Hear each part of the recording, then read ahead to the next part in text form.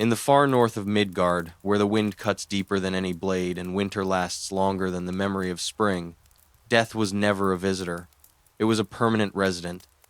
Death walked beside every Viking in the form of plague, frostbite, poisoned wounds, drowning, childbirth, or sword stroke. It lingered behind every door, haunted every battlefield, waited on every wave, and yet, against it, the Norse raised no walls. They did not flee from death, they studied it, they prepared for it, and, in some cases, they learned to cheat it. Not with steel, not with sorcery, but with green, growing things. The Viking world was not only shaped by axe and sail, it was also shaped by the forest. Dense, old, sentient forests were not merely places to hunt or gather wood. They were living repositories of ancient knowledge. They were full of spirits, full of voices. To the Norse, plants were never inert. They had will.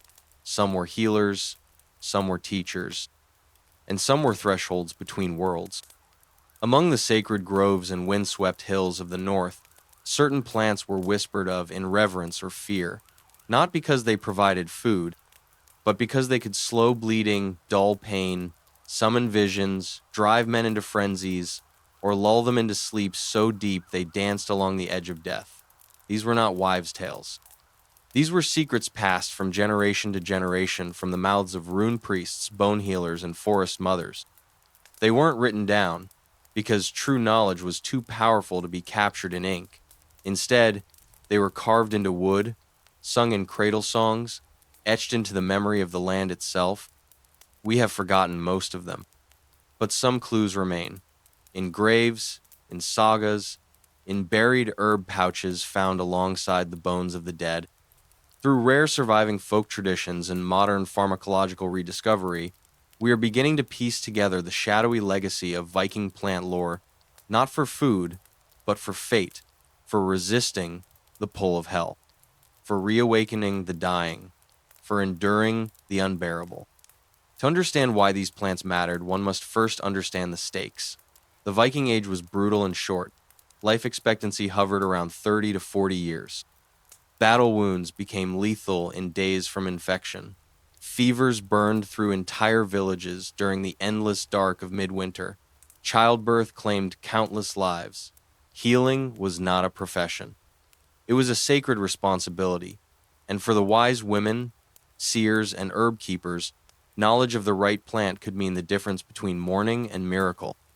And so, in a world without hospitals, these men and women turned to the green shadows. They learned to read the veins of leaves, to gather mushrooms only under certain moons, to dig roots in silence, lest the spirit of the plant withdraw into the soil. They spoke to trees. They sang to seeds. They respected boundaries, for in Norse belief, every plant that could save a life could just as easily destroy one. Some were used to stop bleeding in battle, like Yarrow, crushed and bound into wounds. Others were used to cleanse the body during fever, to purge the soul before ritual, or to numb the pain of death when no healing remained. Angelica, Archangelica, sacred to northern tribes long before Christianity borrowed its name, was known not only for medicine but for protection against dark forces. Marsh cinquefoil was used for deep healing sleep, or perhaps for walking near the edge of death and returning. And then there were the mushrooms, the bright red ones, the ones that blurred the line between vision and madness. But not every plant was a cure. Some were thresholds. Certain roots were buried beneath burial mounds, not to honor the dead, but to connect with them. Others were burned near the dying, so their souls would not forget the way. Some brews were given not to heal the sick, but to open the spirit to prophecy, to travel to the unseen realms and return with warnings. Some of these rituals required silence. Others demanded screaming. All were serious, sacred, and often dangerous. The practitioners of this plant knowledge were not farmers. They were not common folk. They were the völur, the seeresses, the seithconir, wielders of a magic older than the Aesir. The Halder, wise women of the wild places. They lived apart from society but were summoned in times of desperation to break fevers, interpret omens, or guide the dying across the threshold. And their power came not from the gods, It came from the roots, from the bark, from the berries picked at twilight and fermented in earthen jars for years. And though many feared them, all respected them, because the plants worked. There are stories now dismissed as myth of warriors left for dead, who returned after 3 days with breath in their chest and fire in their eyes. Of seers who could bring on death-like trances so deep, they wandered the realm of spirits and returned with knowledge no living person should possess. Of children with incurable sicknesses cured by smokes that turned their skin pale for days but burned the illness away, the line between healing and resurrection was thin. And the forest, the bog, the grove they remembered. Christianity would come and call these practices witchcraft. It would drive the herbalists into hiding, burn the scrolls, bury the knowledge. But the spiral forests of the north never gave up their memory entirely. And today, as modern botanists and anthropologists dig into the old grave mounds, as herbalists follow trails of old songs, we begin to hear whispers again, echoes of a time when death was not an end, but a turning, because the Vikings did not only look to Valhalla, some looked to the ground, to the roots, to the things that grew in shadow and found that life could sometimes be pulled back from the edge. In the chapters ahead, we will explore these plants in detail, one by one. The strange herbs, the sacred mushrooms, the smokes that awakened, the teas that silenced pain, the rituals that left the body behind and sometimes brought it back. Not myths, but medicine disguised as myth, and memory disguised as magic. We begin on the battlefield, in the cold, in the blood, with the herb warriors carried not for flavor, but for survival. With Yarrow, the plant that sealed wounds and defied hell. The North does not forgive mistakes. It punishes them swiftly, silently, and without remorse. A moment's hesitation in winter could freeze your fingers black. A single infected cut could fester in days. A fall on icy rock could mean days of slow, breathless suffering while ravens waited in the branches, and that was before the enemy ever raised a blade. For the Vikings, death was not only a fear, it was a near constant presence. Unlike modern societies, which isolate the dying, the Norse lived shoulder to shoulder with it. They smelled it in fevers. They saw it in childbirth. They heard it in the quiet of the snow-covered forest. A man could live to 60, but he could die at 20 for a dozen reasons, and most did. The environment of Scandinavia in the Viking Age was brutally indifferent. The winters were long and dark, not weeks, but months of low sun or none at all. Illness swept through smoke-choked longhouses like wolves through lambs. A simple cold could become a death sentence. Boils, sores, and bone breaks went untreated, or were set by intuition and prayer. There were no hospitals, no antiseptics, no steel sutures. There were only herbs, heated stones, spit, and courage. Yet somehow, the Vikings survived. Not only survived, they expanded. They sailed the North Sea. They raided into the British Isles, into Francia, into the rivers of Russes. They braved storm and steel. And behind their legends of battle and conquest was an unspoken reality. They had help. Not from gods, from plants. In order to understand the role of plants in cheating death, we must first understand what death looked like for a Norseman. Wounds were deep, often dirty, torn by iron or ripped by axes. Burn injuries from hearth or raid were common. Exposure and hypothermia were a silent killer. A man falling asleep after too much ale in winter might never wake. Tetanus, sepsis, and gangrene lurked in even minor injuries, and disease cholera, dysentery, smallpox passed quickly in close quarters. Add to this childbirth, stillbirth, famine, drowning at sea, and ritual executions, and it becomes clear. The Vikings lived in a world where death struck often and early, but they were not helpless. The Norse had no written medical texts like those of the Greeks or Arabs. Their medical knowledge was oral, intuitive, and deeply spiritual. It was a mixture of experience, inherited wisdom, and sacred belief. Healing was not science, it was ritual, often accompanied by chants, sacrifices, and dream work.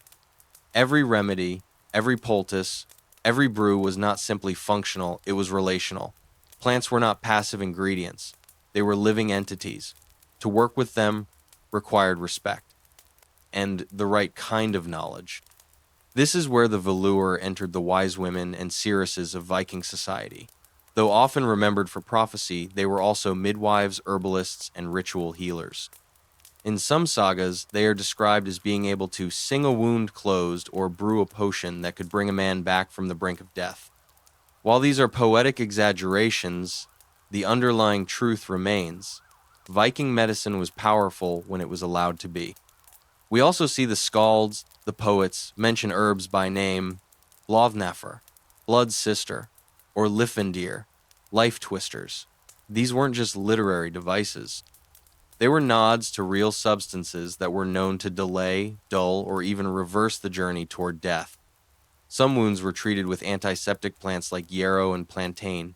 Fevers were broken with angelica, thyme, and juniper. Pain was dulled with opiate-like herbs, or with fermented brews that combined sleep-inducing and psychoactive agents. Some warriors carried dried herbs in their pouches, not for food, but for use in desperate moments, either to keep breathing or to die painlessly. Death was also not merely physical.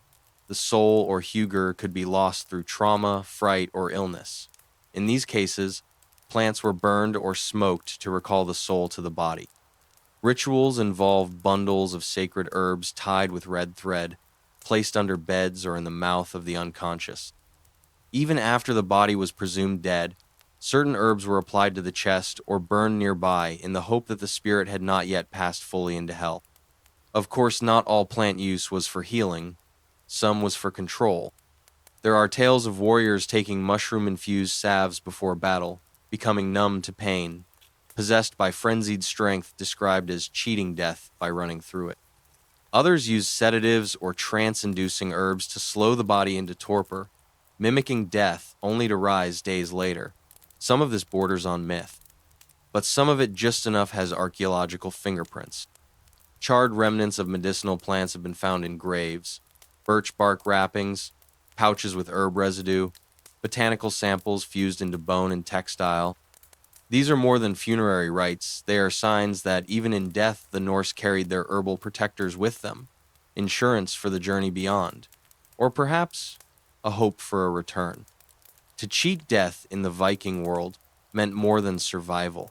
It meant resisting fate. It meant standing at the threshold of hell and turning away. And those who could do it were not seen as mere men or women. They were marked, touched by the forest, touched by the old ways.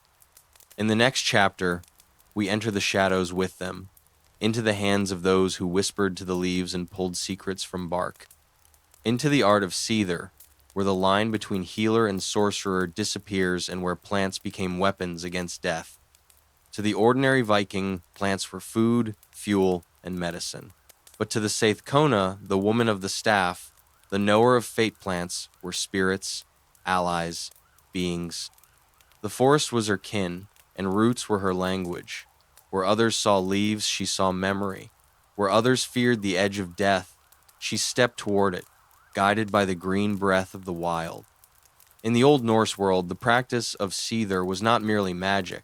It was a sacred discipline, a weaving of will, rhythm, and nature. The seether worker, most often female but sometimes male, was both feared and revered. She could see into the future, summon knowledge from the dead, change the course of events. And central to her power was her bond with plants. This bond was not metaphor, it was lived. When a Seithkona gathered herbs, she did not rip them from the soil, she spoke to them. She might sing, she might offer a drop of blood. She harvested with a curved knife, often made of bone or bronze, in silence, at twilight, when the plant's spirit was most awake. She would never gather without purpose. The forest was not hers to take from, it was hers to bargain with. Some herbs she wore, some she burned, some she crushed into salves, brewed into thick, pungent teas, or fermented into trance-inducing broths. Others were hung above the dying, tied in bundles and soaked in sacred oils. but all were used not for passive healing but for transformation. Seether was transformation. The practitioner entered altered states of vision, of trance, of spiritual flight. To get there, she needed helpers, and the strongest helpers grew in the wild places. Mugwort used to summon dreams. Henbane, dangerous but powerful, used to open the gates of vision. Angelica used to ground and protect. And above all, mushrooms, most notably the fly agaric, with its bright red cap and white spots, known to send the soul spiraling out of the body.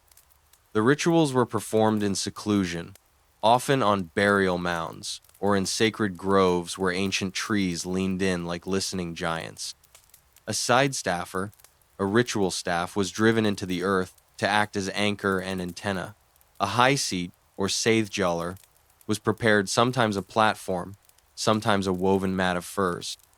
The practitioner would sit or lie upon it, often in a trance so deep she appeared dead. Her breathing would slow, her limbs would stiffen, but inside she wandered across the bridge between worlds. And the plants were her guides. To outsiders, it looked like madness, the convulsions, the cries, the long silences. But those who emerged from the rites often returned with knowledge no one could explain: names, warnings, lost objects, cures. They had walked the spiral path into the dark and returned, and the plants had made that possible. To practice Seether was dangerous. Not just socially, Christianity would later condemn it as demonic, but physically. Many of the plants used were toxic, requiring precise knowledge to dose correctly. Too much henbane and one fell into madness. Too little and the trance would not begin. Fly agaric had to be prepared in specific ways to reduce its lethal compounds, often involving drying, fermenting, or even reconsumption through urine. This was not folk magic. This was chemistry hidden inside ritual, passed on through oral chains of trust.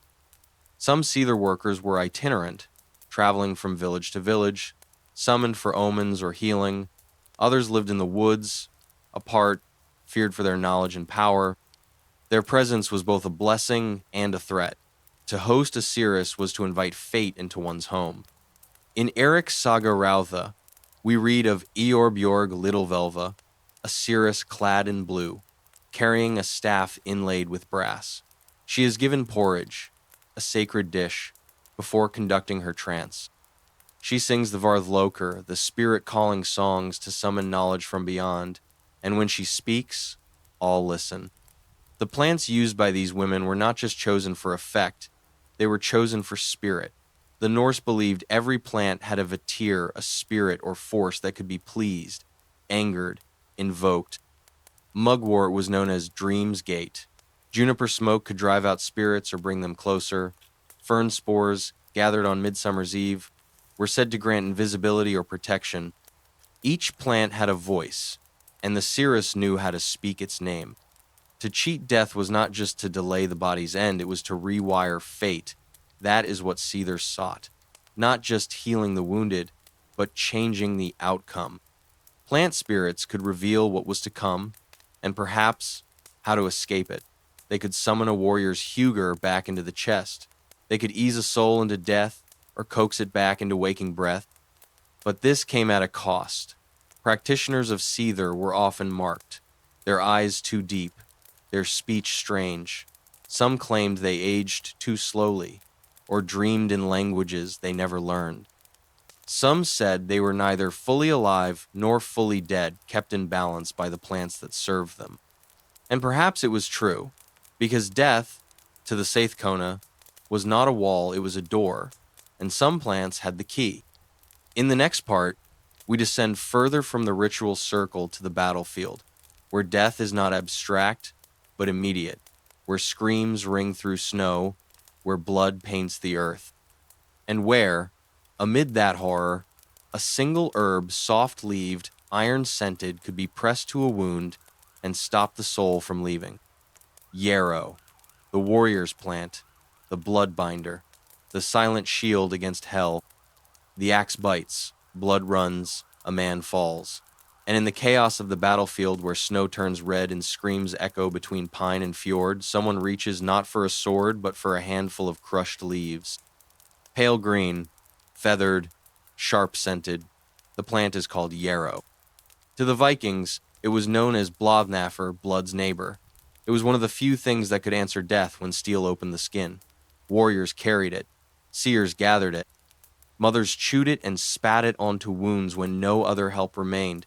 It was not exotic, it was not rare, but it was sacred because it worked.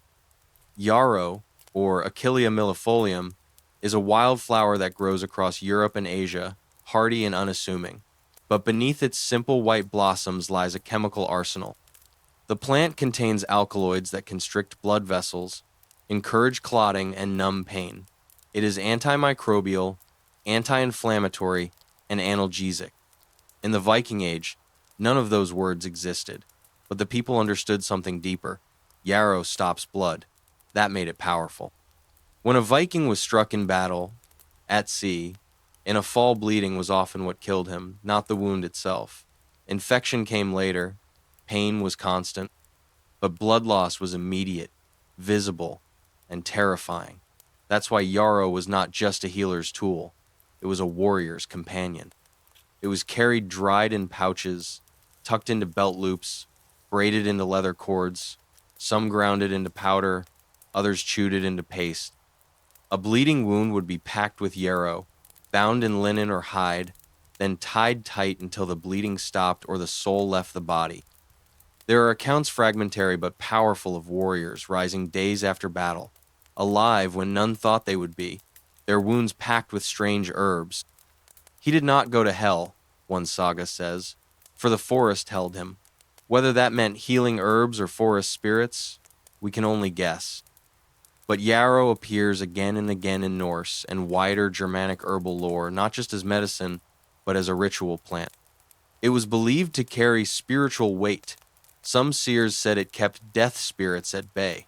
Others used it in divination, plucking the fronds one by one while chanting questions to the spirits.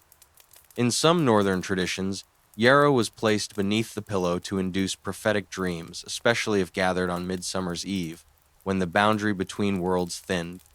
If you dreamed of the person who would save your life, it meant you would not die that year. If you dreamed of no one, you lit a candle before sleep the next night.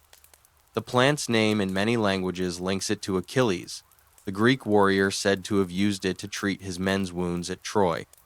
Whether myth or memory, the link is telling.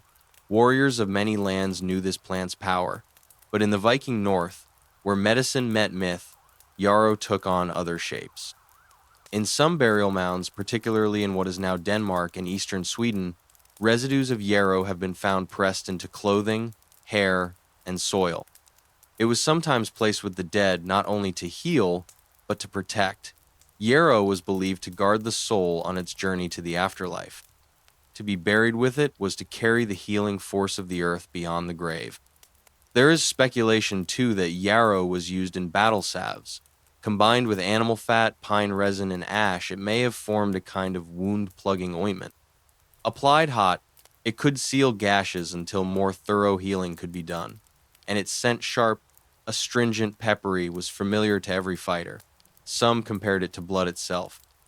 Others called it the green breath of the battlefield. But it was not only the flesh yarrow protected. Some traditions held that when laid across the chest of the unconscious, yarrow could help hold the soul in. The hugr, the spiritual self, was thought to escape during illness or trauma. Yarrow was believed to bind the hugr to the body, especially when combined with song and touch. In one account, a child falls into a trance after fever. A seeress lays yarrow across his brow and chants until he wakes. Whether poetic fiction or medical memory, the story survives for a reason. In modern times, we know yarrow can reduce bleeding, ease pain, and prevent infection.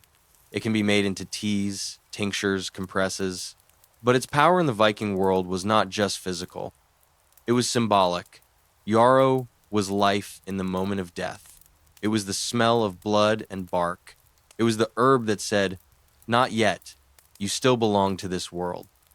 And unlike rare or hallucinogenic plants, yarrow grew everywhere. It grew on the roadside, in fields, among graves, even beside longhouse walls. It was always near. That's what made it sacred. Not its rarity, but its constancy, a companion to birth and death alike. The warriors knew, the mothers knew, the healers knew, and the plant knew them in return. In the next chapter, we move deeper into the Arctic shadow to a plant revered not only for healing but for protection, against disease, against spirits, against the slow crawl of death itself. The Vikings called it H. Vanerot. We know it as Angelica, the green guardian of the north. In the deep fjords and wind-scoured coasts of the Viking North, one plant stood taller than all others, not just in height, but in reverence. It grew like a sentinel along cold riverbanks, swaying beneath the midnight sun, crowned with pale green umbels like a halo. To the Norse, it was sacred, a protector, a presence. They called it H. Vanerot Angelica root. Today, scientists name it Angelica Archangelica, but long before it bore Latin syllables, it bore meaning. Among the Sami, the Norse, and Arctic communities stretching from Iceland to the White Sea, Angelica was known as a plant of power. It healed, it strengthened, and if the old songs are true, it guarded against death itself. Where Yarrow was the battlefield plant, Angelica was the plant of the hearth, the grove, and the grave. It was less dramatic, but perhaps more profound. It worked slowly, deeply. Its thick hollow stalks, broad leaves, and fragrant root were used in every part of Norse life, as food, as tonic, as smoke, as charm. And beyond its many uses, it was known, deeply known, as a spirit plant. In ancient herbal tradition, Angelica was believed to banish illness, repel evil spirits, and ward off plagues. The plant was harvested under strict ritual, only at dawn, only facing east, and only with specific tools. Some oral traditions claimed it sang when pulled from the soil. Others warned that if taken without permission, its root would turn to rot in the hand. Why such reverence? Because the people believed it remembered. Angelica was planted near longhouses not just to harvest, but to guard the threshold. It was braided into amulets worn around the neck during long voyages. Midwives burned its dried stalks after childbirth to cleanse the air. And in times of pestilence, bundles of Angelica root were hung above beds, burned in sacred smoke, or placed in the mouths of the dead so they would not return. Its strong, musky fragrance was thought to drive out bad spirits, much like later Christian holy incense. Some seers claimed it created a green barrier around the soul, making it difficult for hell's servants to enter. It was not a wall, it was a signal to otherworldly forces. This soul is under protection. Angelica was also a medicine of resilience. Its roots were boiled into teas to treat fevers, colds, and digestive illness. Its stems were chewed to strengthen the lungs. During famines, it became one of the few wild edibles that could provide both nutrition and vitality. It nourished the weak, it soothed the dying, and sometimes when all other hope was gone, it turned the tide. In Greenland, Iceland, and the northernmost parts of Norway, Angelica often grew in isolated patches along sacred waters, places where the spirits of the land were said to be strongest. Some of these places were marked with stones. Others had no name, only stories passed on by women who walked there alone. In these groves, seers and healers would gather roots, for use in seether, the trance magic used to divine the future or change fate. Angelica was burned to clear the space. It was chewed before entering vision states. Some describe the plant as holding the edges of the soul during flight, preventing the journeyer from forgetting who they were. Unlike hallucinogenic herbs that broke open the mind, Angelica was a grounding herb. It kept the traveler tethered. It reminded the dying of their name. It soothed the child too young to understand fear. It was the breath before death, the exhale that reminded the body to stay. In one saga, a dying man calls not for his family, nor for a priest, but for a root of Angelica to be placed on his chest as he fades. His final words are not recorded. But the implication is clear: the root was his companion into darkness. or perhaps his return ticket. There is also evidence that Angelica was used in rituals of resurrection, not literal but spiritual. A warrior who had lost his will to fight, a mother who had seen too much grief, a child mute from fever. Angelica was brewed, burned, rubbed on the skin, songs were sung, and if the soul still lingered nearby, it might return. Even the name Angelica, though given later by Christian herbalists, hints at its reputation. Archangel's root, a plant sent from heaven to protect humankind. But in the Norse tradition, its holiness had nothing to do with saints. It came from its memory. Angelica was known to grow again and again in the same spot, even after being dug, even after being burned. It returned year after year through frost and thaw, like a promise. Its spiral seed heads were seen as symbols of eternity. Its root patterns echoed the branching of Yggdrasil itself, and in the old chants it was sometimes called Hvnarmathir, Mother of Light. Today, few remember its full story. It is sometimes cultivated, sometimes forgotten, but in the groves where it still grows wild, the wind still carries its scent sharp, green, alive. And if you listen closely, if you kneel and touch the root, you may feel it hum beneath your fingers. Because Angelica does not forget, and those who once used it to cheat death still live in its memory. Next, we descend into stranger soil, into the glowing caps and crimson stalks that blurred the line between life, madness, and something else entirely. Prepare yourself for the fly agaric, the mushroom of visions, frenzy, and ritual death, the plant that whispered to the berserkers and sometimes answered. It does not grow in silence. It arrives like a warning, bright red, speckled with white, rising from the mossy floor of northern forests like a wound in the world impossible to ignore. It is called many things: the spirit's tooth, the red eye, the madness mushroom, but to the Vikings and the Sami before them, it was a gate. Fly agaric, Amanita muscaria, the mushroom of visions, of transformation, of fury, a fungus that does not feed but transports. And for those who used it in the dark rites of Seether or in the wild chaos of battle, it was not simply a tool, it was a threshold, and crossing it meant leaving part of yourself behind. In the deep forests of Scandinavia and across the boreal belt, fly agaric grows beneath birch, pine, and spruce in shaded groves where the roots whisper. The Norse knew these places. They knew which mushrooms to avoid and which ones to fear, and none were more feared or revered than the fly agaric. Modern science tells us that fly agaric contains muscimol and ibotenic acid compounds that affect the brain in unpredictable ways. Hallucinations, euphoria, numbness, visions, even a sense of flight or disembodiment. But the Norse didn't need chemistry to understand what it did. They had stories, rituals, and blood memory. Among the Sami, whose traditions predate Viking society and who lived alongside it, fly agaric was used by no ID, the shamans, not to amuse or delight, but to enter ecstatic trance, to speak with the spirits of ancestors, animals, and unseen forces. The mushroom was eaten, dried, or sometimes in a detail that horrifies modern readers, its urine was consumed, passed from one body to another to refine its potency and remove its toxins. This was not debauchery, it was sacrament.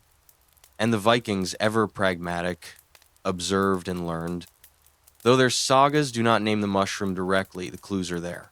Tales of berserkers, warriors who fought with froth on their lips, blind to pain, consumed by rage, men who could not be cut down, who felt no fire, who howled like animals. Some believed they were trained, others believed they were transformed by a brew, by a salve, by the red mushroom that opens the doorway between human and beast. The idea is not new. Ancient warriors across the world have used entheogens, substances that generate visions of the divine to numb pain and induce altered states. In Siberia, in Finland, in Norse-adjacent territories, fly agaric appears again and again, often connected to strength, prophecy, and death. How might it have been used? In some reconstructions, warriors may have ingested small doses before battle enough to deaden fear and pain, but not to destroy coordination. Others suggest the mushroom was made into a salve mixed with animal fat and applied to the skin, bypassing the gut. Still, others believe the berserker was not a soldier at all, but a ritual actor, possessed by spirit, wearing the fury of the gods, transformed into a mythic figure through trance and toxin. In Sather rites, the mushroom may have been used differently, not for rage, but for sight, to cast the mind beyond the world of flesh. Völur would drink mushroom brews fermented with honey, often during the dark of winter, when the boundaries between worlds thinned. Under its influence, they saw omens, spirits, paths not yet walked. Some of their visions were remembered, others were never spoken aloud again. But the mushroom was not without danger. Too much, and the mind cracked. Stories tell of those who never returned from the trance, whose souls wandered out and never found the way home. Others died foaming, bodies stiff and cold in the snow. And then there were those who returned changed, their eyes strange, their words twisted, remembering things no one had told them, seeing things others could not. To take fly agaric was to gamble with one's identity. To offer your mind to the forest and hope it gave it back, that's why preparation mattered. The mushroom was never taken casually. It was surrounded by ritual, fasting, prayer, singing, isolation. The dose had to be precise, the timing exact, the body prepared, the soul willing. Some used it to cheat death by numbing themselves to its approach. Others used it to look beyond it, to speak with the dead. Still, others used it to return from it, to walk the edges of the grave and come back stronger. And then there's the shape. The spiral gills beneath the cap, the red dome echoing the sky, the white flecks like stars scattered across its flesh. To the Norse, this was not random. The mushroom mirrored the cosmos, Yggdrasil's canopy, the vault of Asgard, the shape of becoming. It was not merely a plant, it was a map. And it watched. Those who took it often spoke of a presence, not human, not God, something that looked back, something that tested the soul. If you passed, it might bless you with strength, with sight, with a longer thread on the loom of fate. If you failed, it would keep something of you. Fly agaric was not for the curious, it was for the desperate, the dying, the seeker, the warrior who had nothing left to lose. It was death in red and white, and sometimes it whispered life back into the bones. In the next chapter, we move from vision to poison, to the plants not used to avoid death, but to offer it intentionally, as sacrifice, as key, as opening. We descend now into the darker garden, where hemlock waits. It did not grow in sacred groves, it did not whisper comfort or grant healing dreams. Hemlock grew in the open in ditches, near water, in places the gods had abandoned. It was a plant of endings, not beginnings, of silence, of surrender. To the Vikings and their ancestors, Hemlock conium maculatum was known not as a healer, but as a divider. It marked the line between the living and the dead. And in some cases, it was used to cross that line with purpose, with ritual, not in fear, but in control. Hemlock is one of the most infamous poisons in the natural world. Even today, a small dose of its alkaloids, primarily conchin, can cause paralysis, respiratory collapse, and death within hours. There is no antidote. It works by first numbing sensation, then extinguishing motion, and finally stilling the breath while the mind remains horrifyingly alert. It is remembered most famously in the West for the death of Socrates, who drank hemlock willingly in Athens under sentence of execution. But in the far north, hemlock's use was not judicial, it was spiritual. The Norse rarely executed their criminals with poison. The axe was more common, fire in some cases. But among ritual specialists, the seether workers, the völur, and certain burial cults, poison was not a punishment, it was a tool, a passage, a bridge. And in that context, hemlock was both feared and revered. There are scattered traces in sagas and skaldic poetry that suggest its presence. Tales of the sleep that closes the soul but not the eye, of roots that make one speak in tongues or drink that silences the scream. These are not metaphors. They are descriptions indirect, cautious of plants used to mute the body during ritual death. But what was ritual death? For the seers, it was not always the end. Some rites involved the temporary sacrifice of the body to allow the soul to travel, to consult with the dead, to read fate more clearly. In these states, the practitioner would appear dead, cold, motionless, unresponsive. Yet after hours, even days, some would return, changed, as if pulled back from the jaws of hell. Was hemlock used to induce this state? It is possible. In carefully controlled doses, hemlock can paralyze without killing. If combined with other herbs, perhaps Angelica for protection, fly agaric for vision, or feverfew to regulate the heart, it could simulate death without full surrender. This would have required immense knowledge not only of the plant, but of the body, the breath, the soul, and this knowledge did not come from men. The use of such poison in ritual belonged to women, not because men feared it, though they often did, but because in Norse culture, women were the keepers of thresholds, between life and death, between child and world, between war and home, and it was often women who prepared the drinks that eased the dying or guided the dead on their journey. Hemlock was also associated with sacrifice. In rare cases, human lives were given to the gods not in frenzy, but in calm, with ritual, with consent, the body washed, the herbs burned, the drink offered, the silence accepted. In these acts, hemlock was more than poison. It was a key, a way to hand one's soul to the gods cleanly, painlessly, without blood. And there are deeper, darker hints. In certain mound burials across Denmark and Norway, archaeologists have found traces of alkaloids consistent with hemlock and related plants, not in weapons or tools, but in ceramic vessels, buried beside the dead. These were not for healing, they were for crossing, and perhaps for controlling that crossing. There are myths of the silent drinker, a figure who takes poison voluntarily, lays down, and sleeps until the final moment when he or she speaks once, with great clarity, then dies. This moment was considered sacred, prophetic. The words of the poison touched were remembered as final truths, even prophecies. To the Norse, death was not chaos. It could be choreographed, directed, even shaped, and hemlock was one of the plants that allowed this not as a killer, but as a companion to fate. Of course, not all uses were sacred. In times of desperation, starvation, illness, grief, hemlock became the plant of the lost. There are stories of whole families vanishing from a village, their bowls still full, the hearth still warm, no sign of struggle, only the plant growing thick outside their door. Hemlock grew where hope had been buried. Yet even here, it was not evil.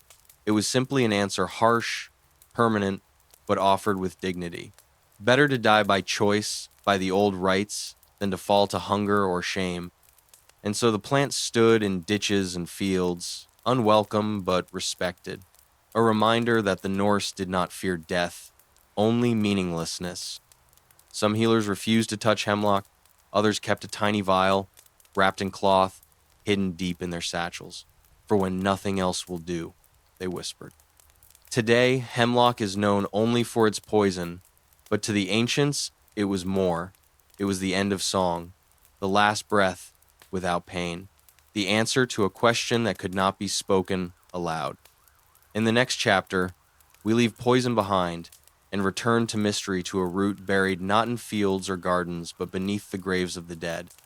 A plant that did not heal, did not kill, but was believed to connect the living to those who had passed.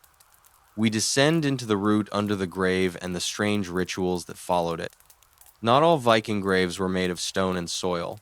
Some were woven from silence, from the quiet space between words, from roots that drank the memory of the dead. Beneath certain burial mounds in the north, especially those untouched by fire archaeologists, have found strange things. bundles of plant roots, coiled deliberately beneath the skull. Vessels filled not with food but with dirt and tubers. In some cases, roots growing upward from beneath the grave, not around it. No names were carved, no idols left, only the roots, old, gnarled, and placed as if they knew the way. They are called mini rot in the old dialects memory roots, but no saga names them outright. No Edda describes their gathering. What remains is whisper, echo, fragment. And yet, in those fragments, a story emerges of plants placed not to heal nor to kill, but to connect. This is the world of the root under the grave, a living cord between the realms of the dead and those who dared to reach them. The Norse believed the soul could linger. Not all spirits crossed easily into Hel or Valhalla. Some needed guidance, some had tasks yet undone, and some, if the right rites were performed, could still speak. The völur, the seeresses, knew this. They knew the rhythms of the underworld, and in certain rites, they used plants not to open their minds, but to open paths. The root beneath the grave was one such path. In parts of Norway and Iceland, legends tell of the Weeping Mound, a burial hill that sings or cries in the wind, not literally. But when seers came near, they said they could feel a pull, a vibration in the feet. These were places where roots were planted or found and used as antennas to the spirit world. The most commonly suggested plant for this purpose is the mandrake, though it is not native to Scandinavia. More likely, it was a northern cousin, perhaps wild parsnip, celandine, or an unknown tuber with sedative properties. What matters is not the species, but the shape. Roots shaped like people. Roots that fork like arms and legs. Roots that resemble the very bones they grow beside. These roots were believed to absorb memory, to drink from the spirit. A seer would uncover one gently, often under a full moon or a solstice, and speak to it. Not asking questions, but inviting, "Tell me what the dead remember." The root was then cut, dried, and carried as a relic. Some carved runes into them. Some tied them with red thread. Some burned them in funerary smoke to guide souls home. In rare cases, they were used in necromantic rites, summoning the dead not as ghosts, but as counselors. Not to haunt, but to speak. The seer would sit at the foot of a grave, the root in her lap, and chant the Vardloker, the spirit songs. If the soul was near, the root would twitch, or warm, or split open. Most feared these rites. The sagas warn against disturbing the dead, yet they also record that kings, in moments of desperation, would seek such guidance. A dead father asked for war wisdom. A fallen son begged for revenge, and the root was the conduit, a mouth between worlds. These rites were not open to all. Only the plant touched, the grave walkers, were permitted. Women who had never birthed, men who had bathed in blood, outcasts, holy ones, those not quite of one world or the other. The root was also protective. Some buried it in the foundation of a new longhouse to anchor ancestral memory. Others placed it beneath the bed of the sick, believing it could call the soul back from the brink. In times of plague, roots were soaked in vinegar and laid at doorposts, not to kill disease, but to warn wandering spirits, "These are not your dead." One tale tells of a child who found such a root beneath the hearth. He held it in his sleep. Afterward, he could name the ancestors 3 generations back, though no one had told him. He became a seer. The root had chosen him. Today, the meaning is lost. Roots under graves are dismissed as natural intrusion. The field of botany has no place for ghosts, but in the old way, roots were bridges. They reached downward into darkness and upward toward memory. They were the veins of Yggdrasil, the tree that holds all realms. In the next chapter, we rise from the grave to the berserker's forge, where roots were not relics, but fuel, where salves were spread not to soothe, but to awaken something wild, something inhuman, something ancient. We enter the world of the black salve and the warriors who lost themselves to it. Before the charge, before the roar, before the red mist fell over the eyes, there was the salve, thick, black, pungent, smeared across the chest, the temples, the tongue, a preparation known not in any surviving recipe, but whispered in sagas and reconstructed in fragments, the black salve. It was never used on the sick, it did not heal. It was used on the chosen, on the cursed, on the ones who stood bare-chested before the shield wall and did not blink. The berserkers, we remember them as madmen, as men who fought like wolves, like bears, like things no longer entirely human. They wore animal skins, sometimes nothing at all. They bit their shields. They shrieked and danced into battle. And behind the myth is a question still unanswered. What made them this way? The sagas speak of trances, of supernatural strength, of battle rage so deep it drowned out pain and fear. But these were not simply psychological states. Something helped them, something ancient, something brewed in secrecy, something smeared in ritual. The black salve. No complete formula survives, but from herbal references, archaeological clues, and cross-cultural comparisons, scholars and practitioners have begun to rebuild its possible form. It was likely made of animal fat, boar or bear as a base, fly agaric mushroom, dried and ground, for vision and strength, henbane, for pain resistance and dissociation, belladonna or datura, if known, for madness and heat in the blood, Yarrow or Angelica, added to reduce fatal toxicity or focus the trance, charcoal and ash, for consistency and symbolic death. The result, a salve that could be absorbed through the skin into the bloodstream, bypassing the stomach and its poisons. The berserker would apply it in silence, or under chant, or in the presence of fire. Then he would wait. Some screamed, some shook, some foamed at the mouth. Their eyes would dilate, their breath would quicken. Then stillness, and then the roar. This was not intoxication. This was possession, not by demons, but by ancient archetypes. The bear, the wolf, the boar, beings of raw strength, unfettered instinct, ancient rage. The berserker became something older than man. The salve was key. It dulled pain. It removed fear. It erased identity. There are hints of this in poetry, of warriors clad in black breath, of those who wore the dark soil before battle, of the smear that deafens the soul and quickens the hand. These are not metaphors. They are records, echoes, and there are traces and burial sites and grave pits of suspected berserkers, residues of carbonized fat, psychoactive alkaloids, and burned bones. Some carried pouches of dried herbs and mushrooms. Others bore tattoos or scars along the veins, places where salve might be rubbed to speed its entry. But it was not used casually. Only certain warriors were allowed or cursed to wear it. Some were chosen as children. Some were survivors of vision quests. Some sought it out after great loss. To become a berserker was to die before death, to abandon the self, and to return if at all changed. There are stories of berserkers after the battle weeping, silent, shaking with exhaustion, with shame, with something they could not name. They had not fought with honor, they had fought with instinct, and the salve was still in them. Some never returned to ordinary life. They wandered into the forests or drowned themselves in fjords. Some were executed not for murder, but for being untouchable. The gods themselves could not bear their presence. Yet, society needed them, for storming walls, for final stands, for missions no sane man would attempt. And so the black salve was brewed again, in secret, by women who knew its timing, by elders who never spoke of it in daylight. Not every berserker used the salve, but those who did not forget.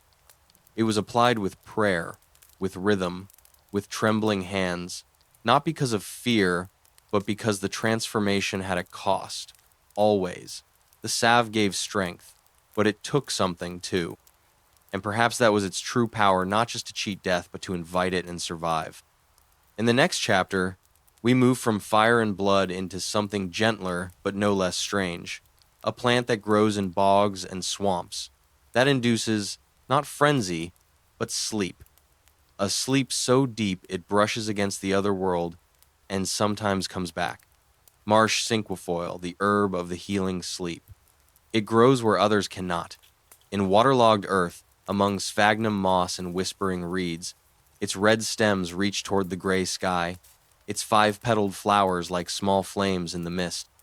Most would pass it by just another swamp plant, but to the Norse healers and the quiet, wise folk of the boglands, it was sacred, not because it cured, but because it allowed something rare, something powerful. Sleep. Not ordinary rest, but deep, unmoving, soul-weighted sleep. A sleep that dulled pain, that slowed breath, that drew the spirit toward death's edge and gently brought it back. This was the secret of Marsh cinquefoil Camarum paluster, known in some traditions as life's root, or the blood flower. It was a plant of the in-between, between fever and stillness, between breath and silence, between this world and the other. For the Viking people, healing was often violent. Bones set by force, wounds seared with iron, madness treated with isolation or frenzy, but not always. In the marshes and the forests, there were those who took a different path who believed that healing meant pausing, letting the body fall away so the spirit could mend itself. These healers, often women, midwives, or seeresses, brewed sleep draughts, and marsh cinquefoil was the core of many. The plant was harvested carefully, not during daylight, but at dawn or dusk when the bog mists touched its leaves. Its root was dug by hand, never with iron, then soaked in warm water, mixed with honey, and sometimes fermented. In some traditions, it was added to milk or mead. The resulting drink was bitter, earthy, and heavy on the tongue. Within minutes, the body began to soften. The fingers numbed, the breath slowed, and the sleeper fell into a state that looked very much like death. This was not drugged unconsciousness. Those who entered the sleep often dreamed. They saw family long gone, heard songs never taught, spoke of floating above the roof beam or walking through trees without moving their feet. They described a healing that came not from hands or herbs, but from within. In some cases, the herb was used on the gravely ill not to cure, but to give the body a chance to fight without suffering, to let fever burn itself out, to let wounds mend without thrashing. Mothers would hold their children and whisper, "Sleep now. Let the marsh hold you a while." And some returned changed. There are stories faint, warned by time of men and women who took the sleep draught when death seemed certain. They lay still for days, no food, no movement. Then, with the crow of a rooster or the changing of the moon, they stirred. Their wounds had closed. Their minds were clear. The swamp gave him back, the villagers would say. It was not always safe. The dose had to be exact. Too little, and the body fought it. Too much, and the breath forgot to return. In the wrong hands, the plant became a poison. But in skilled hands, hands that listened to the root, that knew when the mist was right, it was a gift. Some believed the plant was touched by the Norns, the weavers of fate, that it could slow the turning of the great spindle, buying time when the thread of life frayed. Others claimed it was a plant of Hel, the goddess of death, who sometimes returned what she had claimed. In spiritual practice, marsh cinquefoil was sometimes used by seers preparing for long trance. It did not bring visions like fly, agaric, or henbane. Instead, it softened the veil, allowing the soul to sink quietly into the underworld, to listen rather than speak. Those who used it reported no hallucinations, only an awareness of silence, of presence, of the slow movement of life inside the dark. The plant's watery home only added to its mystery. The Norse feared bogs. They were places of burial, of sacrifice, of ghosts. And yet, these same places birthed marsh cinquefoil, a plant that both bridged and protected. In some graves, the plant was found dried in bundles, tied with sinew, placed near the head or heart, a comfort perhaps, or a map. Today, herbalists still use related plants for inflammation, fever, and pain. But the ancient sleep, the healing sleep, is gone. Its chants are forgotten, its doses unrecorded. Yet in the north, the plant still grows, red-stemmed, wild, patient. Perhaps it waits. In the next chapter, we return to the seers and their cauldrons, to the mushroom broths and root-fermented teas that brought visions not in waking, but in sleep. Potions that turned silence into prophecy, and dreams into messages from the other side. Prepare to enter the steam-slick world of the seer's mushroom broth. The hut is small, dark. Smoke clings to the ceiling like an animal watching. In the center, a cauldron bubbles thick, brown, herbal. Around it, herbs hung to dry, bones strung on twine, runes etched into antler. And in the pot, something ancient stirs, the seer's mushroom broth. It is not food, it is not healing, it is a doorway. In the Viking world, prophecy did not come from idle dreams or chance visions. It was summoned with song, with sacrifice, and with brew. And at the heart of many such brews were mushrooms, not eaten raw, not swallowed in pieces, but boiled, fermented, blended with herbs, root, blood, or mead, taken in darkness, when the stars were watching, taken to sea. The figure who drank it was most often a völva, a seeress, trained from youth, marked by fate. Her voice was a thread between worlds, her body, a vessel, her mind, the loom. But to enter the space between, she needed the broth. We do not know its full recipe, no complete list has survived the centuries. But by sifting sagas, folk traditions, and modern pharmacology, a likely portrait emerges. At its core, fly agaric, Amanita muscaria, dried and sliced, the psychoactive red-capped mushroom already known from berserker lore. But in the broth, it was tamed, combined with herbs to smooth its edges and shape its madness. These might include Angelica root to steady the heart and protect the spirit, mugwort to summon dreams and stir ancestral memory, juniper berries to cleanse and sweeten the brew, honey or mead to ferment and preserve, a bone or feather, symbolic of flight or communication. Sometimes blood was added from a goat, a bird, or even the seer herself. Blood anchored the spirit. Blood made the offering real. The broth was simmered slowly, hours, even days, the fire low, the hut sealed. Only those trusted were present. Songs were sung. The air thickened with smoke. Then, when the signs were right, the broth was ladled into horn cups, and the seeress drank. What followed was not hallucination as we understand it. It was a reversal of presence. The senses dulled, then sharpened inwards. The body grew heavy, then vanished. The voice, silent at first, returned with force, chanting, naming, answering. Those present asked their questions. Where is the enemy? What is the king's fate? Will the child survive? The seer responded not from knowledge, but from vision. Her words came in fragments, images, names, warnings, and then silence. She collapsed, or lay still. Some seers would not wake for a day. Others woke screaming. Some changed forever. It was known that each vision cost something, a piece of self, a thread snipped from one's own fate. But the broth worked. There are accounts of battles avoided by sudden prophecy, of ships turned home before storm, of sons hidden during blood feuds, their names given by the vulva. One such story tells of a woman who brewed the broth alone, beneath a burial mound, and returned with news of her lover's death before the raven even reached shore. The seer's mushroom broth was not taken lightly. It was feared, respected, and outlawed by the Christian clergy soon after conversion. For good reason. It placed divine authority in the hands of women, and it worked without gods, only with plants, memory, and the will to see. It may also have had healing uses. In some households, weaker versions of the broth were given to the sick or fevered to induce visions that could reveal the source of illness. Others used it to speak with the recently dead, asking why they had not passed peacefully, or what they needed to move on.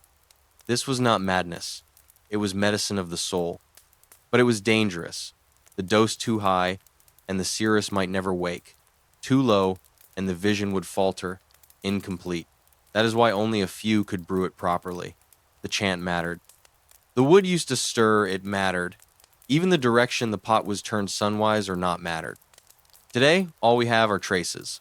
A few sagas, a few burial sites with mushroom residue, and echoes in folk tradition of women in the woods, brewing seeing tea, speaking to wind and fire. But in some places, the forest remembers. Fly agaric still grows beneath the birch. Mugwort still lines the stream beds. The plants still hum with the knowledge once poured into those cauldrons. And if the broth were brewed again with care, with silence, with song, perhaps the old voices would answer once more. In the next chapter, we turn to death not as end, but as transition. To the herbs laid on the chest, to the plants placed around the tomb, not to heal, but to preserve. Not to bring back the soul, but to help it cross gently and keep the body whole. We descend into the floral mysteries of the plants used in burial to delay decay. The grave was not the end, it was the beginning of a journey. In Norse belief, death was a departure, not an extinguishing. The body remained behind, but the soul moved onward, to Valhalla, to Helheim, or somewhere in between. And what remained the shell, the vessel had to be treated with reverence. It had to last long enough to be recognized by the gods. And so the Vikings turned to plants, not for beauty, not for scent, but for preservation, for memory, for slowing the rot of death just long enough for the spirit to cross and for the living to say farewell. Across burial mounds from Norway to Gotland, traces of plant material have been found tucked beneath bones, scattered around skulls, or woven into the seams of burial shrouds. Pollen analysis has revealed a host of flowers and herbs, some of them clearly chosen not for their abundance, but for their power. Among them, yarrow, juniper, thyme, wild rosemary, ledum pallister, sweet gale, mirica gale, bog myrtle. These were not chosen randomly. Each carried antimicrobial and aromatic properties capable of masking the scent of decay and, more importantly, slowing it. The Norse did not embalm. They did not mummify. But they understood the land, and they understood that some plants pushed death back a little held the line.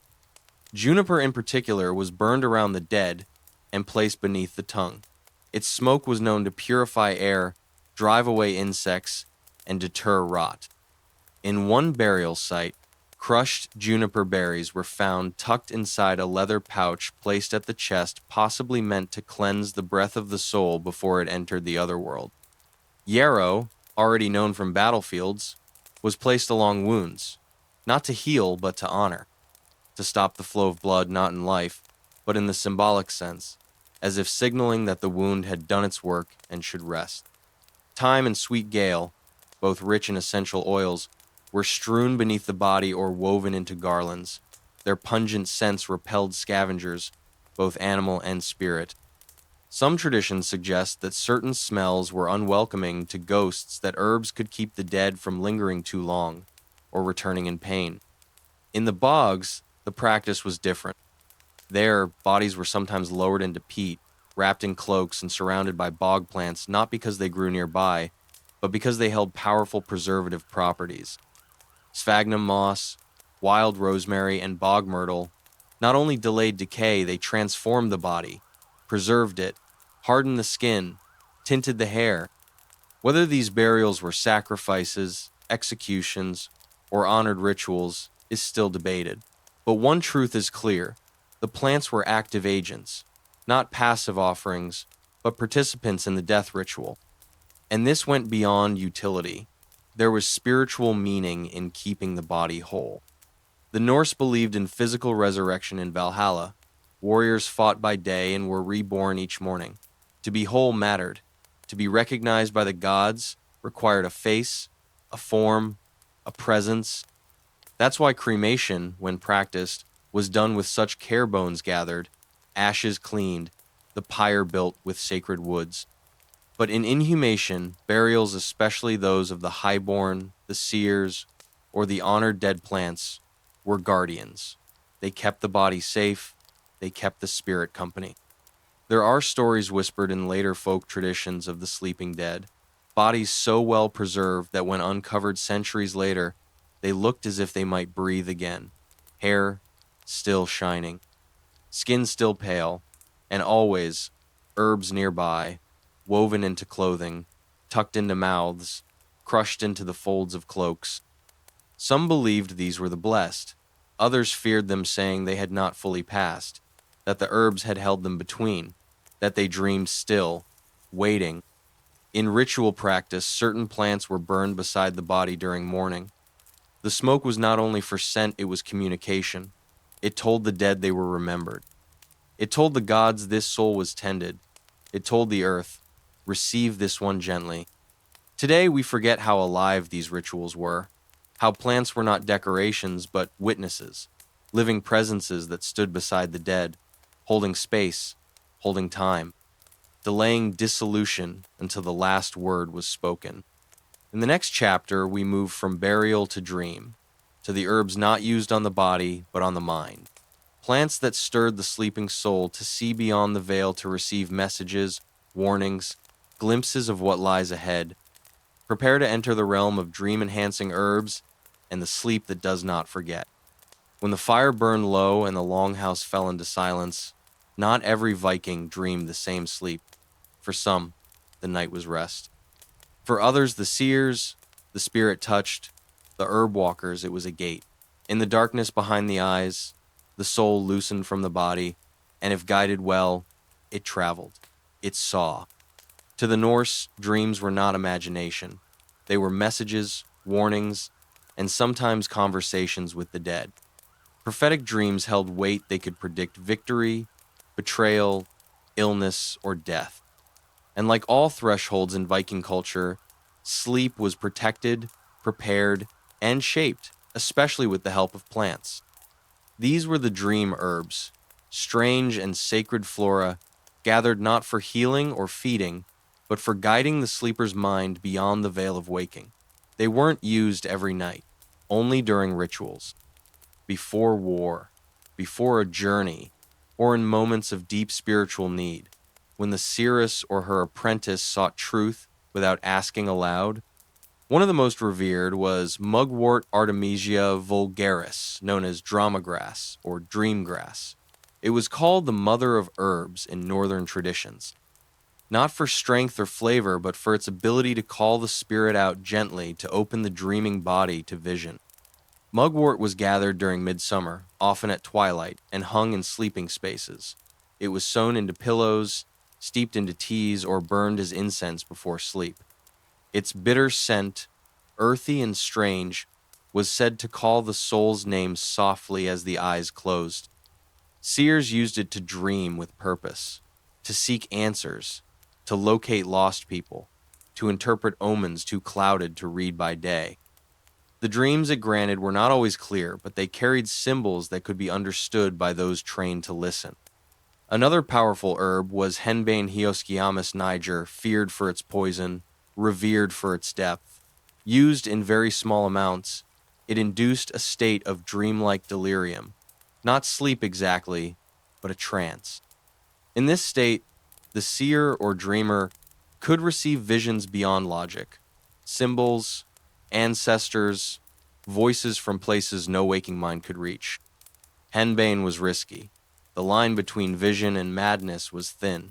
But for those who knew it, who prepared it carefully, often in smoke or ointment, it offered dreams that spoke in fire and frost, not in words. There are stories in the sagas, old, barely remembered, of people who dreamed entire battles before they happened, of women who saw their unborn children speak their names, of old men who died in their sleep after a final vision, smiling, because they had seen who waited for them on the other side. Some traditions added thyme and valerian root to sleep brews, to steady the heart and quiet the body. Others included sweet flag, Acarus calamus, a marsh plant believed to enhance memory and guide the dreamer's steps through unfamiliar dreamlands. Ritual preparation was essential. The sleeper fasted, was bathed in smoke, had protective runes traced on the skin, sometimes on the soles of the feet, sometimes on the eyelids. A talisman, often a carved stone or herb bundle, was placed under the pillow. No words were spoken after the ritual began. Silence guarded the gate. Some dreamers did not go alone. A companion, a second sleeper, would drink the same brew and lie beside them. If one wandered too far, the other could call them back. These were dream bonds, sacred among seers, passed from master to student, mother to daughter. The dreams themselves were often chaotic, flooded with animals, rivers, ships, faces shifting in firelight, but the meaning, once unraveled, could guide whole clans, save lives, or alter fate. In rare cases, dreams brought knowledge no one should have known. There are tales of a girl who dreamed the death of a jarl 5 villages away before the messenger arrived, of a boy who, after dreaming beneath a bog oak, recited words in an ancient tongue he'd never heard. These were not coincidences. They were proof. The dream, herbs worked. And it wasn't only humans who dreamed with plants. Horses sacred to the Norse were sometimes fed small amounts of mugwort or ash bark before ritual. Their movements were then read for signs, their restlessness, their posture. Dreams did not speak in language alone, they moved through the world. Even after death, the dream herbs stayed close. Some were placed in graves to guide the soul's journey beyond the flesh. Others were planted near burial mounds to keep the dead from returning unbidden. A dreaming soul could stray. The herbs helped bring it back or keep it away.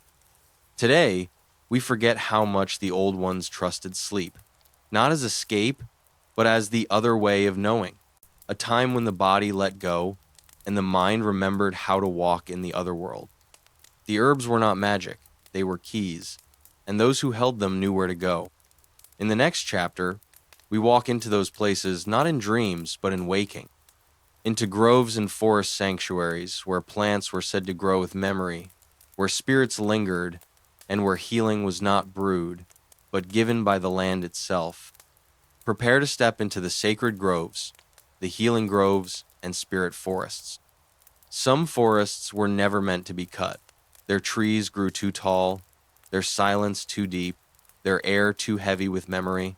The Norse had a word for these places, a sacred enclosure, a space set apart, not always marked by stones or fences, but by feeling.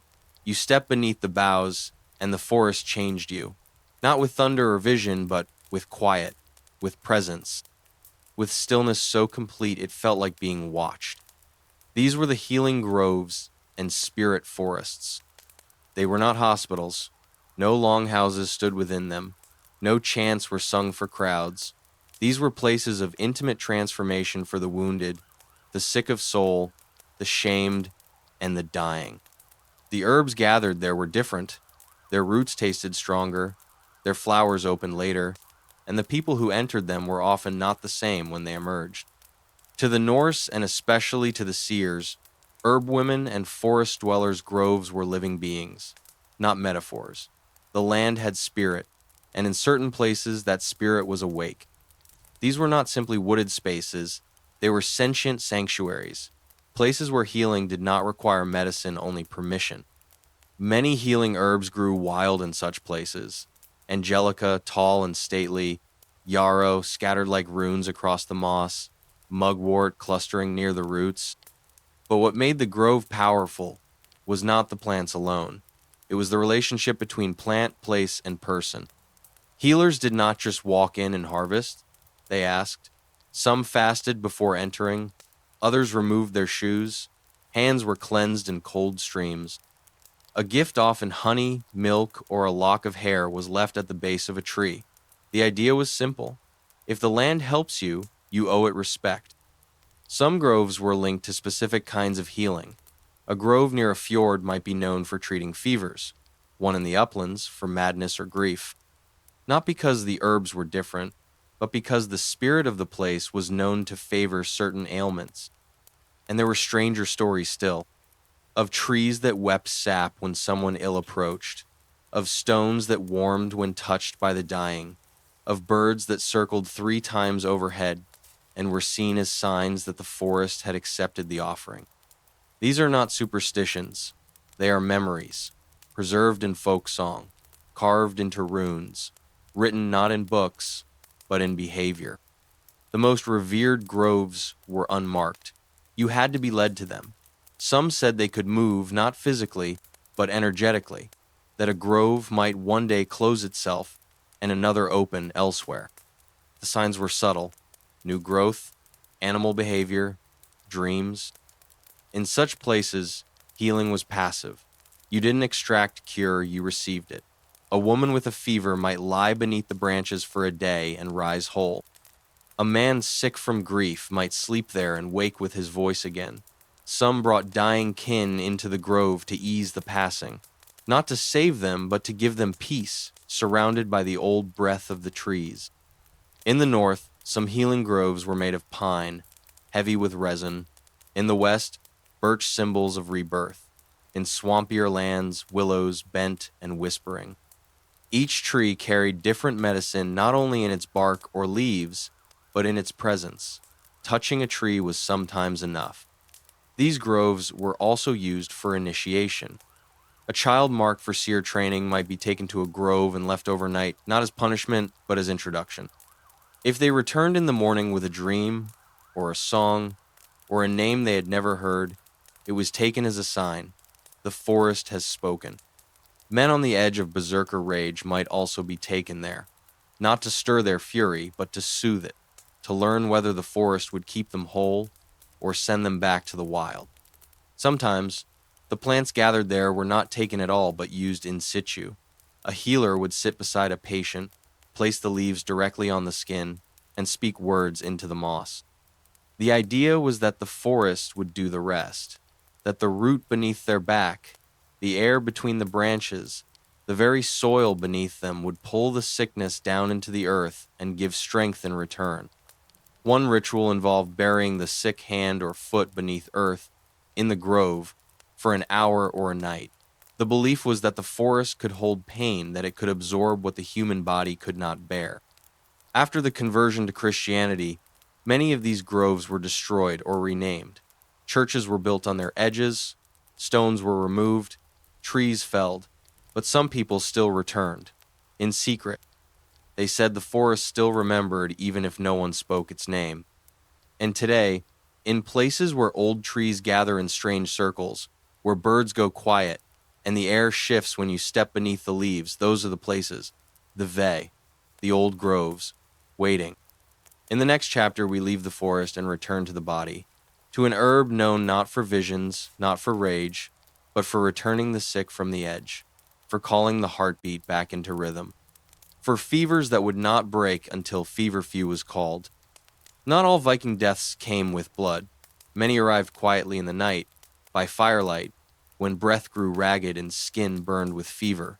No blade could stop it, no shield could turn it. And so the people turned to the herbs that whispered in the garden and the grove, not with power, but with persistence, with memory. One of these was feverfew Tanacetum parthenium, a modest plant, white petals, yellow eye, scented with bitter promise. It was called the bringer back, the brow cooler, the healer of convulsions. And for those who had seen a loved one gripped by illness, sweating, seizing, slipping away, it was hope. Feverfew is known today for its anti-inflammatory and fever-reducing properties. But to the Vikings and their predecessors, it was something more. Not simply a medicine, but a threshold herb. Used not just to ease suffering, but to pull the soul back from the edge. Its role was not flashy. It did not induce visions or trance. It did not strike like the black salve or burn like hemlock. But it was kept close, often grown near longhouse walls or along the edge of sacred groves. Mothers knew it. Midwives gathered it. Seers respected it. When fever struck, when a child's skin burned hot enough to crack, feverfew was steeped into strong tea bitter, pungent, taken in small sips. The leaves could also be crushed and rubbed into the soles of the feet or pressed against the chest wrapped with linen. Some traditions placed it beneath the tongue of the unconscious, believing that the plant's spirit would travel inward, down the throat, into the lungs, and call the breath back. The ritual mattered. In many households, feverfew was administered with chant, not always words, but rhythm. The healer would murmur as the tea was cooled, as the cloth was dampened, as the child was touched. The herb did not act alone. It was a participant in the moment, and the rhythm reminded the body how to live. Some seers claim that feverfew could disrupt the threads of death being spun by the Norns, the fate weavers buying time for the soul to decide if it wished to stay. If the fever broke before sunrise, the child would live. If not, preparations were made. There is a tale of a woman in the north who brewed feverfew for her son, stricken with winter sickness. As she sang, she said the leaves turned gold in the steam. The boy awoke not speaking, but laughing. Later he claimed he had seen the thread being cut and a flower catching it before it fell. A child's memory or a vision carried back from the threshold. In older rites, feverfew was used before battle, not to rouse but to stabilize. It was believed to protect against shock, to calm the heart, to prevent fainting at the sight of blood. Warriors sometimes chewed its leaves while binding their wounds. Others carried a sprig in their cloak, near the collarbone where the soul was said to enter and leave. Healers used feverfew during birth as well, to lower the mother's temperature, to prevent seizures, to ease the passage when pain threatened to become too much. Its presence at such moments at the entry and exit points of life gave it a spiritual weight. Not all plants are dramatic. Some do not howl or blaze. They wait quietly until needed. Feverfew was one of these, a sentinel on the edge of death, a small light at the mouth of the tunnel. In the Viking worldview, where death was not evil but a journey, feverfew's power was to hold the gate just a moment longer until the soul decided which direction to take. Modern medicine confirms its effectiveness in reducing fever, easing migraine, and lowering inflammation. But the ancients already knew. They knew from observation, from experience, from memory carried in the hands of grandmothers and seers. Feverfew was never taken for pleasure. Its bitterness reminded the tongue that the world was hard, but it was trusted, because sometimes it worked.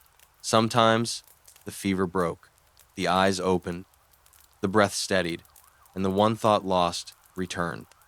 The seers would say, "The flower held them," and no one questioned it. In the next chapter, we look not to recovery but to release, to the final rites, the moments when healing ends and preparation begins, when plants are used not to stop death, but to bless it, to carry the soul onward, to guide the body into the earth with honor, scent, and sacred memory. We begin the journey into herbal rituals of the dying. There came a time when the healer stepped back, when the chant quieted, when the fire burned low, and everyone in the longhouse knew the thread was nearing its end. No herb could reverse it. No seether could delay it. What remained was not to fight death, but to welcome it well.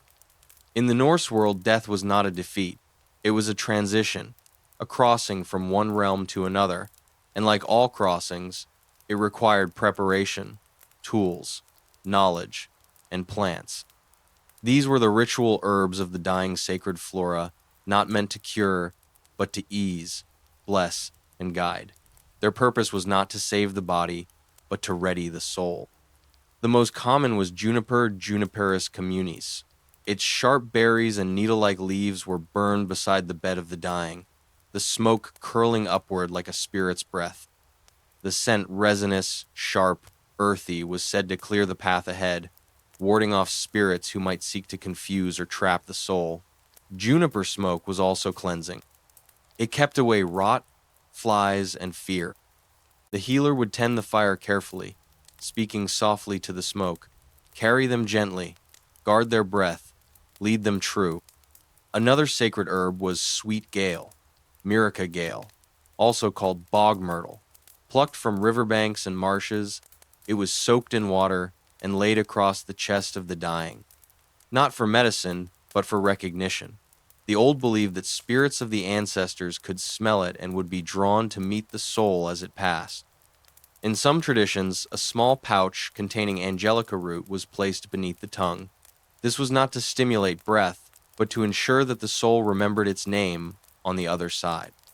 "Let them speak who they are when they arrive," the seer would whisper.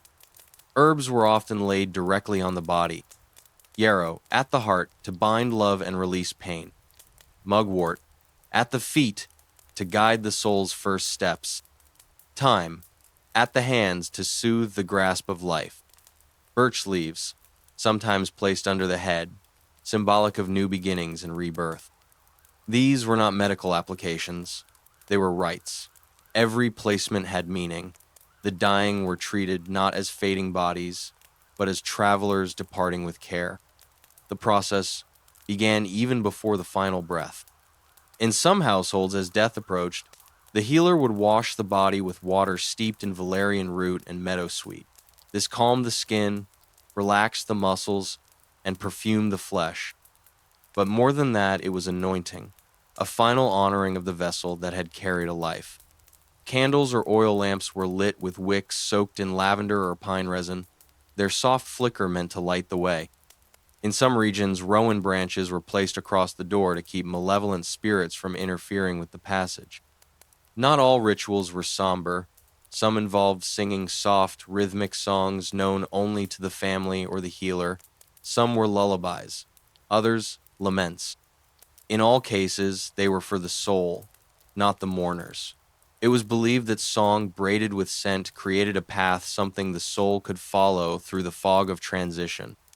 In rare cases, when the dying was restless, when their soul seemed stuck or hesitant, a special herb bundle was burned at the feet: henbane, mugwort, and pine bark. The smoke was heavy, sweet, and strange. It was said to unfasten the final threads. The healer would open a window or unlatch the door, inviting the soul to go. After death, herbs still played a role. The mouth was sometimes filled with sprigs of rosemary or thyme, both to preserve and to carry memory into the grave. In burials, bundles of meadow flowers, especially wild tansy and artemisia, were laid over the chest. Their scent masked decay, but their presence also signaled continuity. You are part of the land now. Some burial shrouds were sewn with juniper berries, stitched into the seams as spiritual protection. Others contained crushed Angelica, believed to keep the body whole until judgment or rebirth. Among seeresses and other ritual practitioners, the rites were more complex. Before death, the vulva might drink a bitter brew of sweet flag, mugwort, and fly agaric, not to delay death, but to meet it consciously, to pass in vision. Some believed such a death ensured the soul would rise higher, not to hell, but to the ancestral hall in the stars. One story tells of a dying woman who whispered instructions for her funeral to her daughter: which herbs to use, where to gather them, what songs to sing. When the day came, everything was done precisely. And when the flames consumed her, the wind turned and carried the scent far into the fjord where a storm had been building. The wind fell still. The boat was spared. Coincidence, perhaps. But in the Norse mind, the line between weather and spirit was never far. Today, death is sterilized, hidden, but the old ways knew it could be beautiful, sacred, marked by plant, fire, touch, and song. The herbs were not superstition, they were memory. Nature remembering the body one last time as it gave itself back to the world. In the next chapter, we turn to one of the rarest rituals of all: the use of smoke to recall the breath. Not to ease death, but to fight it, to bring the lost back, even when breath had stopped. Not always successful, but sometimes it worked. We breathe now into the sacred smoke that brought breath back. There are moments so fragile, so sharp with silence, that even the gods seem to wait. The breath has stopped. The body is still. A child lies cold. A warrior lies pale.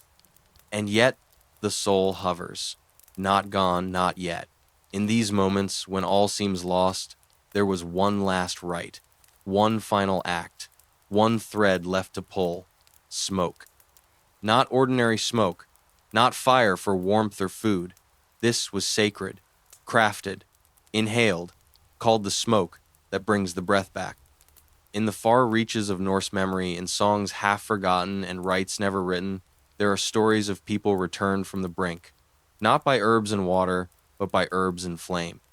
Their spirits coaxed back through the nose, the mouth, the very pores of the skin, revived not with touch, but with scent. This rite was not common. It was reserved for the suspended, those who had fallen unconscious from cold, from fever, from drowning or seizure, bodies that seemed empty, but had not yet stiffened.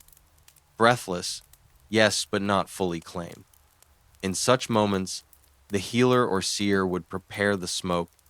The herbs chosen were specific, strong, penetrating, and hot with memory. The most commonly spoken of include wild thyme, fiery and clarifying, said to awaken the inner flame; Angelica root, grounding and centering, to anchor the soul; juniper needles, cleansing, protective, to push away death; wild rosemary, sharp and spiritual, to pierce the veil; mugwort, always mugwort, to hold the dream body in place. The herbs were dried, bundled, and placed over coals, not open flame. The smoke had to be thick, slow, and directed. The healer would fan it gently toward the face, the chest, the soles of the feet. Sometimes the bundle was waved in spirals, echoing the shape of the breath itself, a symbol of return. In some traditions, the smoke was funneled using a hollow reed, birch bark tube, or curved horn aimed at the nostrils or mouth. The belief was simple. If the soul had forgotten the way in, scent would lead it. Words were spoken not loudly, but with rhythm. A whisper repeated over and over: follow the scent, take the breath, come home. The healer's voice acted as a tether, the smoke, a pathway, and sometimes the chest would rise. A breath, shallow but present, a flutter of the eyes, a twitch of the hand, not a miracle but a return. These cases were rare and never guaranteed. The smoke was not magic in itself, it was a summons. If the soul was still near, it might answer. If not, the smoke served another purpose: to bless the passage, to guide the soul clearly, to cleanse the death, and to mark that everything had been tried. In later centuries, Christian chroniclers called these practices smoke witchcraft, forbidden, feared. But among the old families, especially in inland valleys and forested coasts, the ritual survived long after the churches rose, hidden, passed from midwife to midwife, from dying mother to daughter. Children, especially, were thought more responsive. Their souls, light and recent, had not traveled far. The smoke of mugwort and juniper was often kept burning beside cradles during long winters. In cases of fever-induced stillness, the rite was begun immediately, not in panic, but in ceremony. There is a tale in the eastern fjords of a boy who fell through ice. Pulled out blue-lipped and still, his grandmother lit coals and burned sweet gale, Angelica, and bog birch. She sang as she fanned the smoke. The others wept. Then, with the seventh spiral, he coughed. Water, then breath. He lived to old age. In another story, a warrior was crushed beneath a landslide, pulled out after an hour, limp and gray. The healer lit fire in a hollowed-out shield, burned resin and thyme, and spoke the warrior's name into the smoke. His eyes opened 3 days later. When asked what he remembered, he said only, "The smell of home." Modern medicine calls these coincidences, reflexes, natural recovery. But in the Norse world, such lines did not exist. Life and death were not opposites, but neighbors. And scent was a language both could speak. Even today, some northern traditions hold funerals where smoke plays a role, not for cooking, not for light, but for memory. The belief lingers that what is breathed in sacredness can still carry a message, still hold a thread. The herbs used in these rites grow wild still, on hillsides, in marshes, beside stones no longer marked with runes. They wait, holding the scent of return. In the next chapter, we honor those who held this knowledge closest: the women of the wild herbs, the healers, midwives, bone menders, and spirit callers.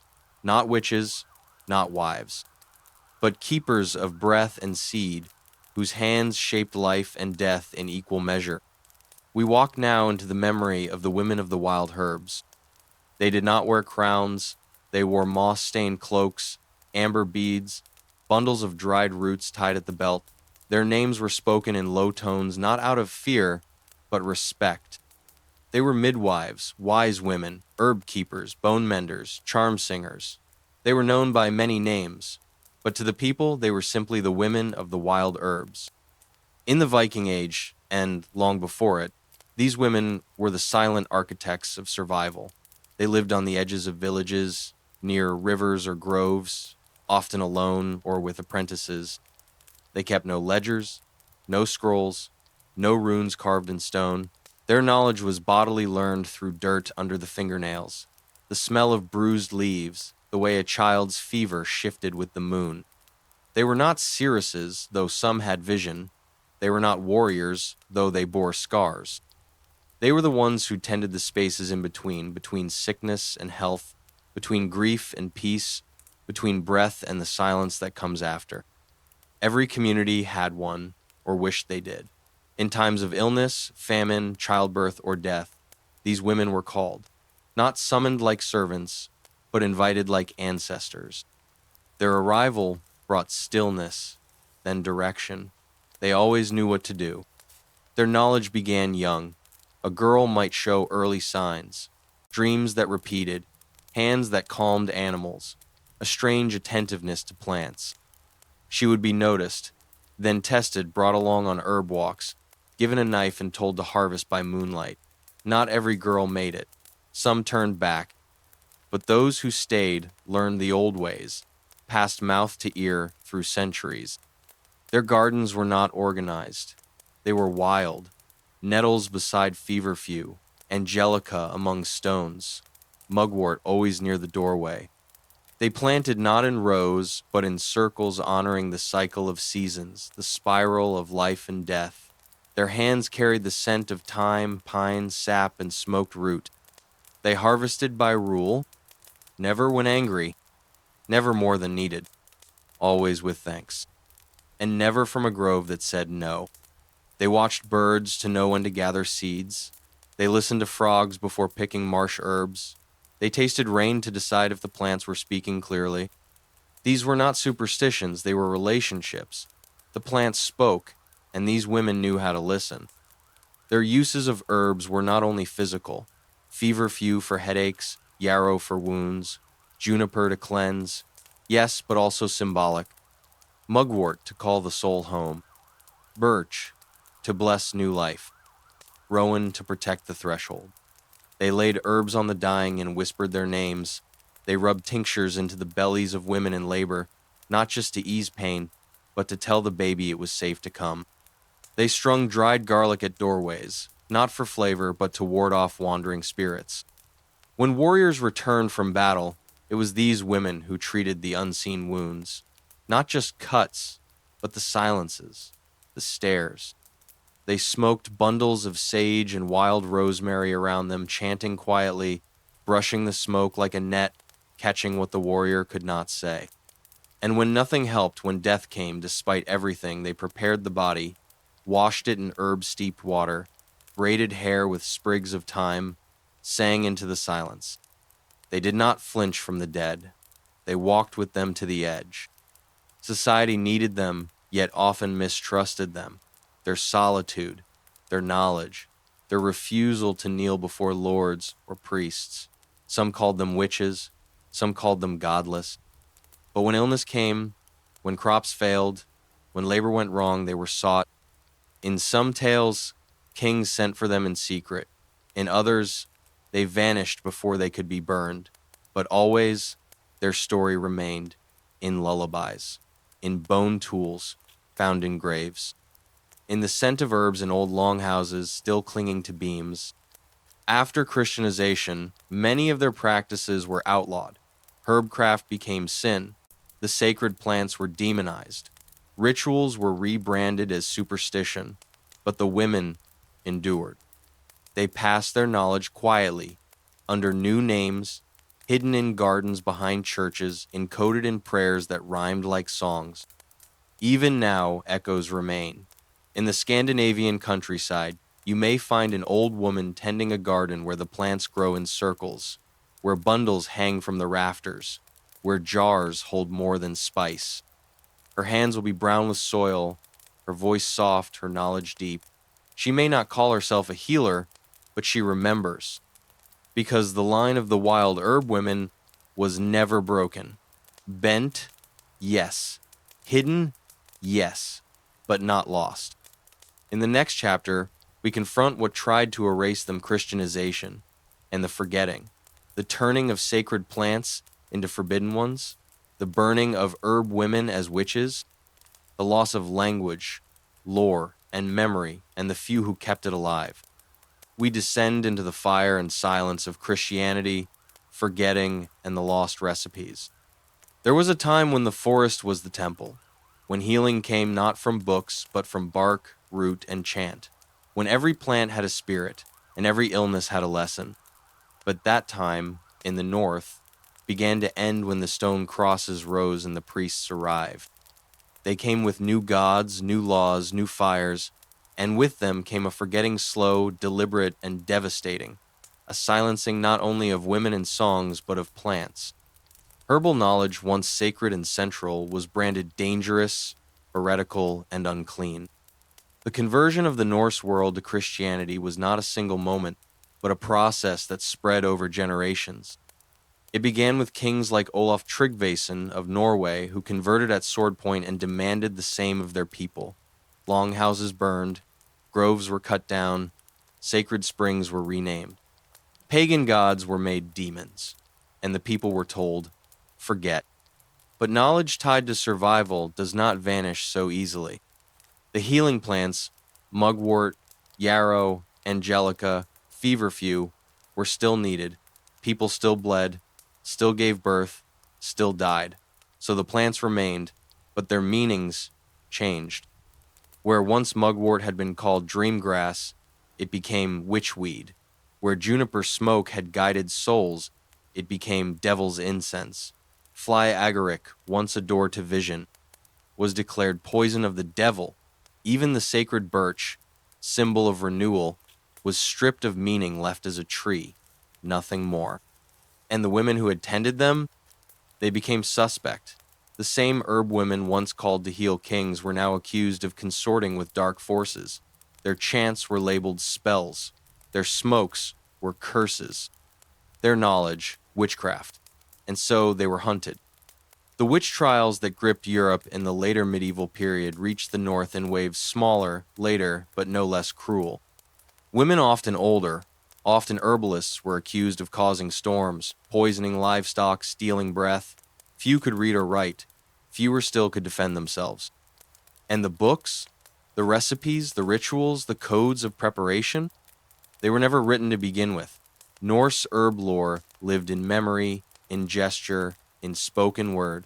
When a woman died without a daughter to teach, the knowledge died with her. When a family burned their herb garden to avoid suspicion, another piece was lost. 1,000 small forgettings, like embers in wind. Yet not all was erased. Some families preserved fragments in secret. Certain recipes were passed as kitchen lore. Add this to calm the belly. Burn this when the child is sick. Hang this above the door. No explanation. Just tradition. The meaning buried beneath fear. Others encoded their rituals in Christian language.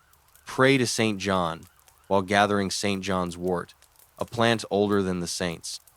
Use rosemary at Easter without mentioning its former role in honoring the dead. The sacred became folk. The folk became forgotten. Even in the monasteries where literacy flourished, much was lost. Some monks recorded classical herbs from Roman texts, but Norse-specific plant use was deemed too pagan to preserve. Only a few scribes, perhaps secretly sympathetic, slipped in local plant lore as remedies, unmoored from their ritual context. What was lost? The precise dosages that allowed fly agaric to open vision without madness. The chants that accompanied feverfew when used to hold a soul in the body. The spiral movements of smoke that signaled return to breath. The combinations of herbs used to delay decay in specific climates, the songs of the dream herbs, the names of the groves. We find traces in grave pollen, in folk songs, in half-burned rune staves, but they are fragments, a recipe without a rhythm, a plant without a name, and yet the land remembers. Angelica still grows where it always did. Mugwort still finds the cracks in stone. Juniper still twists in the wind, sharp and old. The plants did not forget, even when the people did. In the last century, scholars, herbalists, and spiritual seekers have begun the work of recollection. Some study archaeological plant residues. Others interview old storytellers in Iceland and the Sami North. Some walk the ancient paths, tasting leaves, listening. It is not full recovery, but it is memory stirring. The forgetting was not total, it was deep. And now, something moves in the roots again. In the final chapter, we ask the hardest question: what remains? What can still be learned? What can be reclaimed not as museum artifact, but as living wisdom? We end this journey not in the past, but in the present, where the old plants still grow, and where the breath of the Viking forest still stirs in leaves. We turn now to part 20. What remains a living legacy of Viking plant lore? In the forest, the wind moves as it always has. The birch trees still bend and whisper. Mugwort still grows by the footpath. Juniper still sharpens the air with its scent.